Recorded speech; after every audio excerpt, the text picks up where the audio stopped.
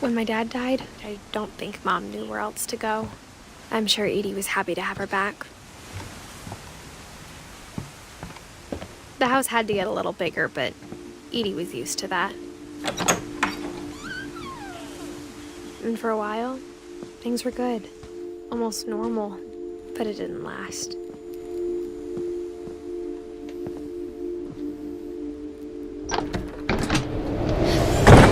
The beginning of the end was Milton's 10th birthday, when Edie gave him a castle.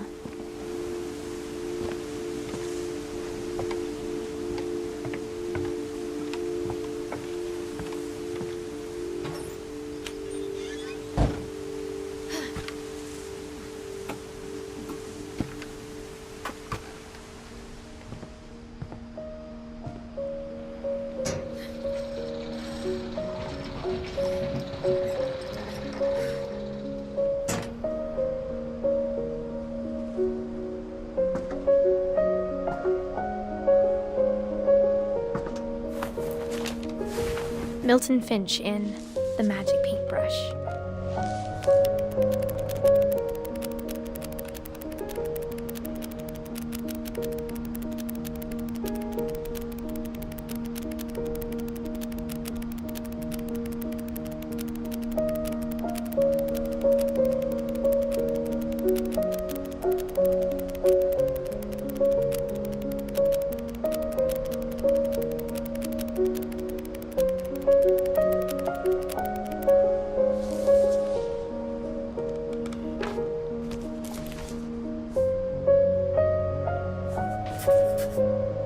I was 4 when Milton disappeared.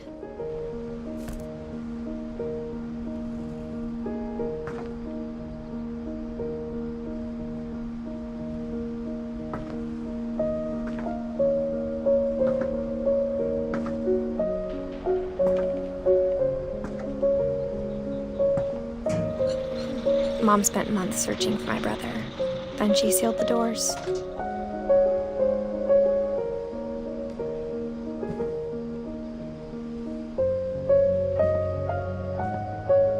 Whatever Milton had found in the house, Mom didn't want it getting out.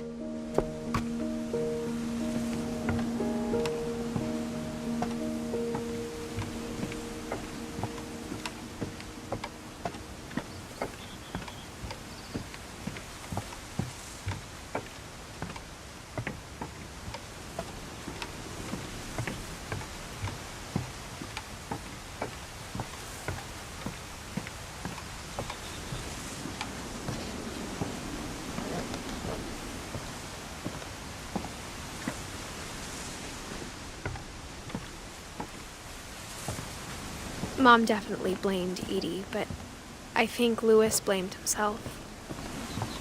After he graduated, he just spent more and more time in his room, until Mom got him a job at the cannery.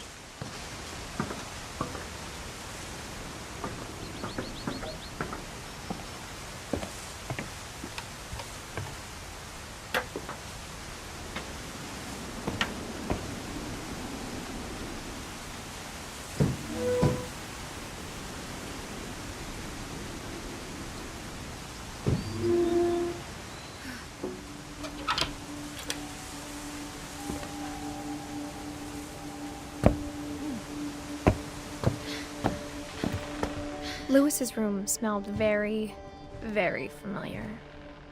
That part of him lived on.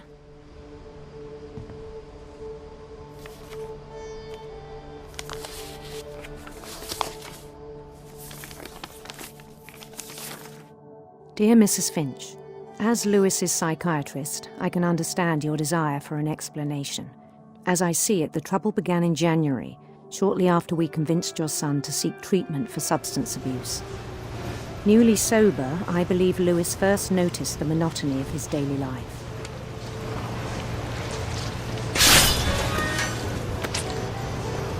He kept working at the cannery, but he withdrew part of himself. In our sessions, I saw the same behavior. His mind began to wander.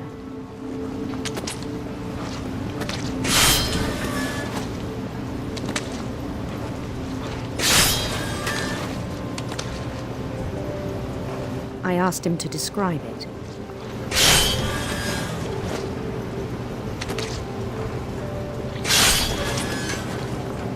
He said he started small,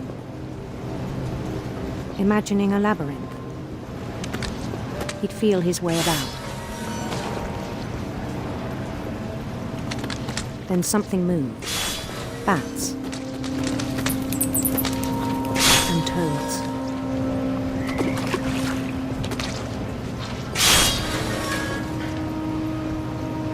And things that have not names.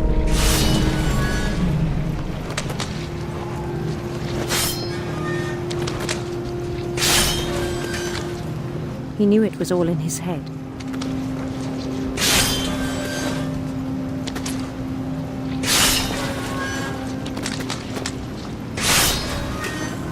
But he took it very seriously. I had hoped he'd find himself.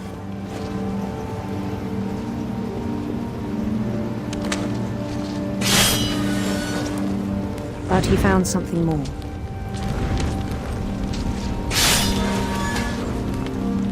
I worried about him then, daydreaming at the cannery. I spoke with his boss, but he said Lewis had become a model employee.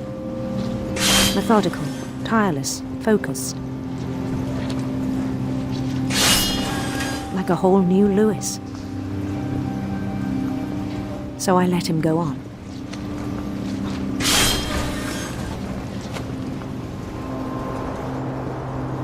I even encouraged him. It seemed very promising at first.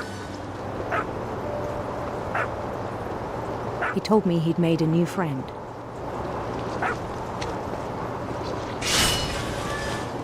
On the edge of a city he named Lewis Topia.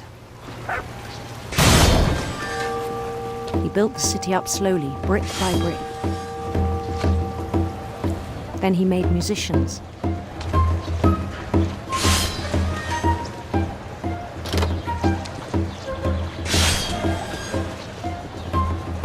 And songs for them to play.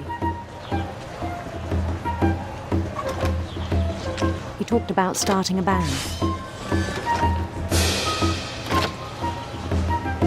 And he was always humming something. Every day his imagination grew stronger.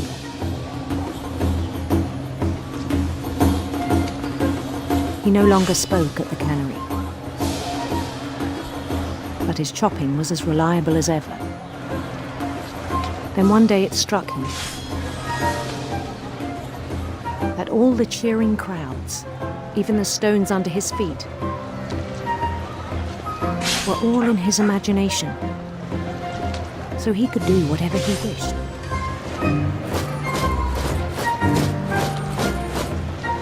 He held an election for mayor. And he won. They begged him to stay, but his mind was already wandering. It became a game for him.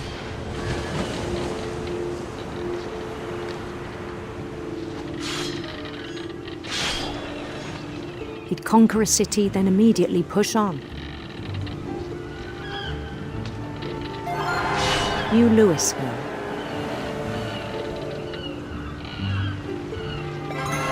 St. Louis.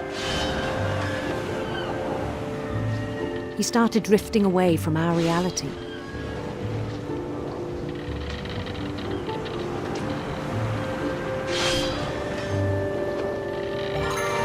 Minneapolis, until one day he forgot to go home from the cannery. Even as his mother pleaded with him, part of Lewis kept sailing on.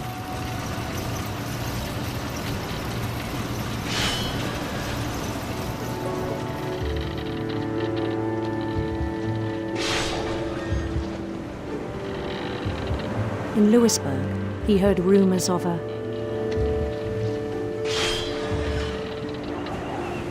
handsome queen.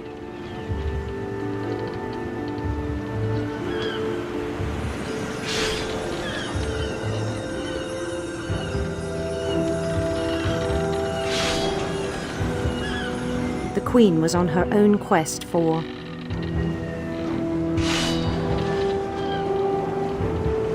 sinister serpents.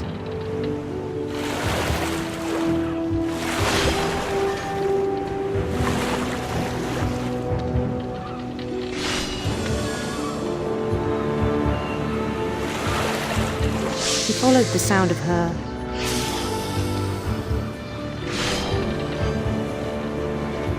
silver harp.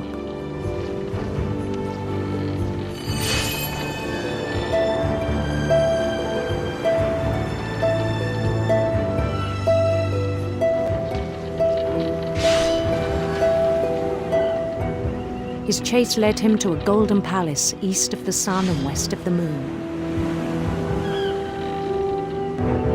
Even then, his logic remained sound.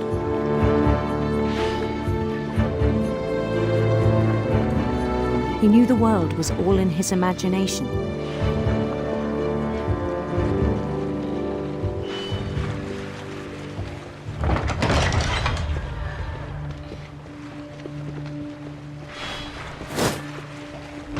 But he was so proud of having created it.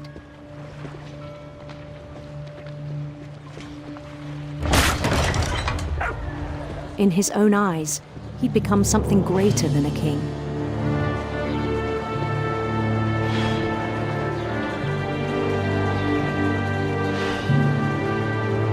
For someone who'd never known success in the real world, I think it was overwhelming. And then it struck him that the real Lewis was not the one chopping salmon, but the one climbing the steps of a golden palace.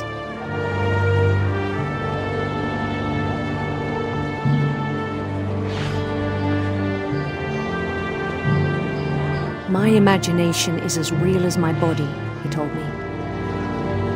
It was hard to argue with him.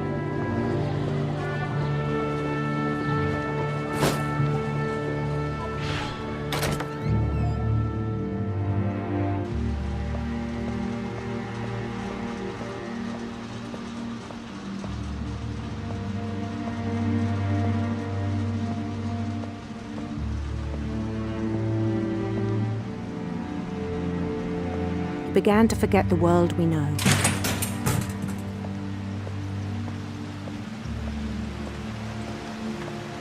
I think it pained him to remember Lewis, the cannery worker.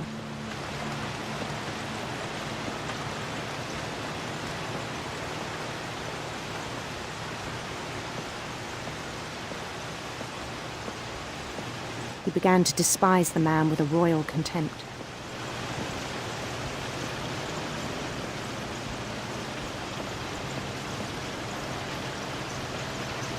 I still thought I could save him.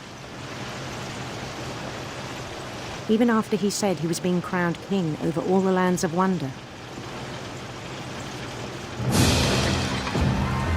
The palace would be packed with his companions.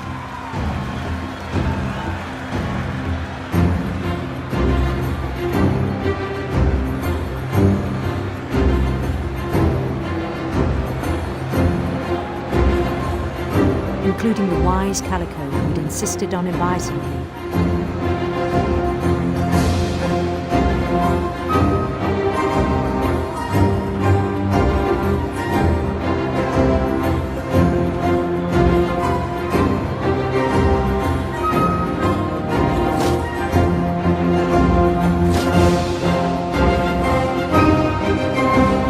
His queen waited, holding his crown.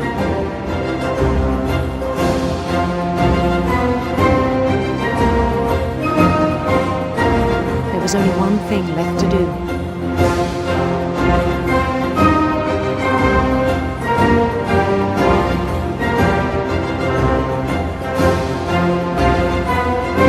Bend down his head.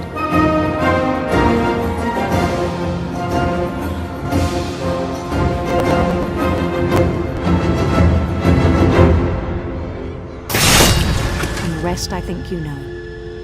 Mrs. Finch, your son was a kind man who will be missed by all of us who knew him.